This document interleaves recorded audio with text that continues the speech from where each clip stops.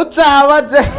dutanyanye n'umuhungu hano mpindukiye neza mbona na Abed ari kureba agakota bayishyiriyemo abakubisemo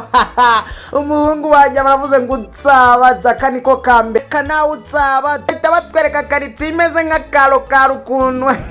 utsabaze ako kanya bahita bakwereka nyaregisa ari kuguruka kuri Abed amubwira ati iryo kote warikuye. Abed nawe ati reka nkwanikire nkwereke munsi y'ikirenge ubundi nkwerekaho amakoti akorerwa nyaregisa mwababaho muri karitsiye reka nawe utsabaze. Nyaregisa aramubwira turanyemeje ngaho reka dusubireyo ubundi nambaye turebe reka nawe bahita batwereka bagarutse bama yewe Aregisa ari kunyaruka kuwo bita Abed. Abed amubwira ati ngwino noneho tugende nkwereke sha uve muri ibyo bikote bishaje.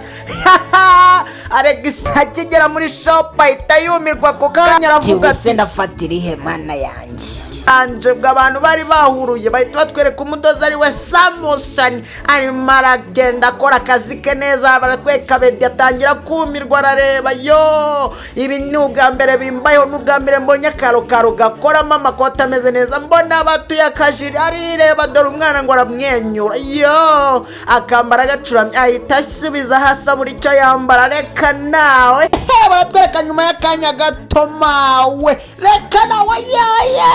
tatwara kikote ry'umusore rwose yadodeye umeze neza duhita twibaza sobo yabadodera n'abazungura ahita twemeza tatwereka ifoto yiwe yadodeye agashati ahita twereka ahantu aba yamanitse imyenda yo mu biti mu mashyamba hari n'urwego ahita twereka ibitamba koresha duhita tuvuga ati si umuhungu mana yanjye ibi bintu birashoboka reka turahita tubwira ngo utsabatse mwana ahita twereka kandi gafoto turavuga ati umuhungu we yarisari ubwo duhita tumubwira ati se amakote niho yadodeye twereka umugabo w'umunyekungu rwose uhagaze neza umeze neza tutubwira ati n'abakobwa nabibagiwe yo byari ipantaro bimeze neza ahita twereka agashati mana kakandi kagizwe kagura 80 yonyine ahita twereka n'utundi ndavuga ati reka nawe ubu si ibintu birashoboka mangije umuhungu wanjye Abed tutsabatse mwana naho Nyaregisi we nanjye utsabatse wakihoneho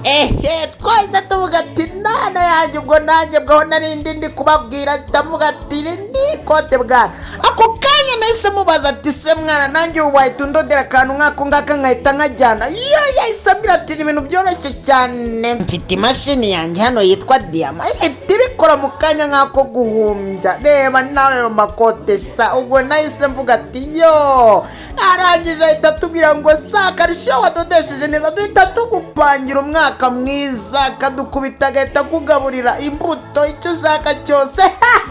ako kanya Aregisi na rwa ruda rwahita atangira kurya indima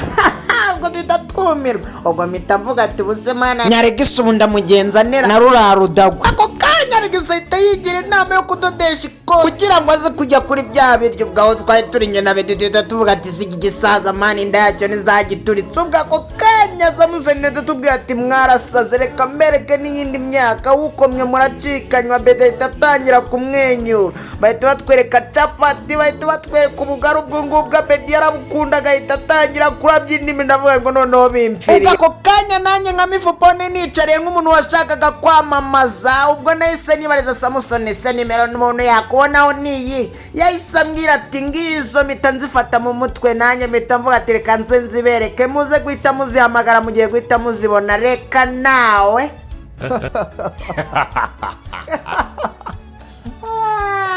Wow.